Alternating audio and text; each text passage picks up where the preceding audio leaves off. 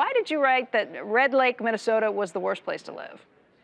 Yeah, so this was based on a really interesting data set from the USDA called the Natural Amenities Index. And what it actually did was it ranked all 3,000 plus counties in the United States on their natural beauty, things like climate, topography, bodies of water. The USDA scientists, they were trying to understand migration patterns, right? They thought that maybe people were moving away from uglier places and towards more hospitable ones. And I do what I always do, which is I call out, the number one place on the list, which in this case was like Ventura County, California, and also dead last on the list, which happened to be Red Lake County, Minnesota.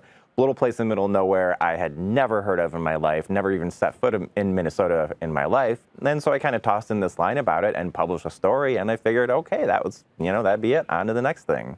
All right, so you're a data geek and you're a smart aleck.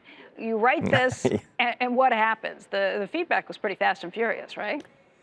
Yeah, so the story published at like 9:27 on a Monday, and by 9:32, I'd say, the hate mail was rolling in, and it was coming in via email and on social media, and it was coming in from all over the state of Minnesota. They were mad, but they were polite too, right?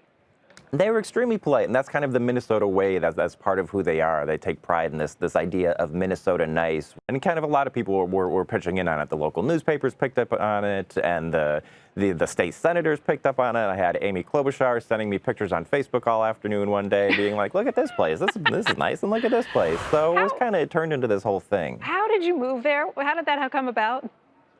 Yeah, well, so I ended up visiting. Eventually, one of the residents of the county, he was like, "Look, you should really come out here and see what this place looks like, because there's a lot more to us than, a single cell on a data sheet put together by federal government scientists." So I went out and visited, and to my surprise, I just love the place. There are challenges, of course, in the small towns in this area, but you really get a sense that people are coming together and they are rising above their challenges, and they're still working together to make their towns better places to live. And after the visit, we were at a very weird time in our lives. My wife and I, we had just had twins. We were living in the Baltimore, Washington metro area.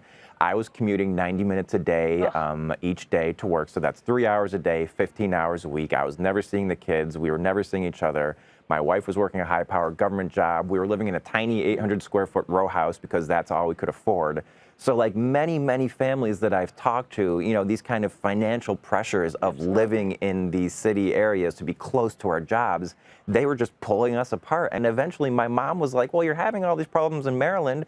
Why don't you move to that nice little town in Minnesota that you like so much and see what happens?" So that's what we did. I get all of the pros with Red Lake Falls, but at the risk of getting you in trouble with your new neighbors, what's one or two of the cons? One of the cool things about coming out here as a data guy is like being able to look at the flip side of these data points about the cold and the winter, and learning about the things that we can do out here that we couldn't do in other places. Like if you love to, say, cross-country ski and you live in Maryland, you can do that maybe 1 or 2 days out of the winter. But you can do it 65 days? Yeah, no, you can literally do it from November to like April. Like the snow starts falling and it doesn't melt. It never goes away. It just piles and piles up.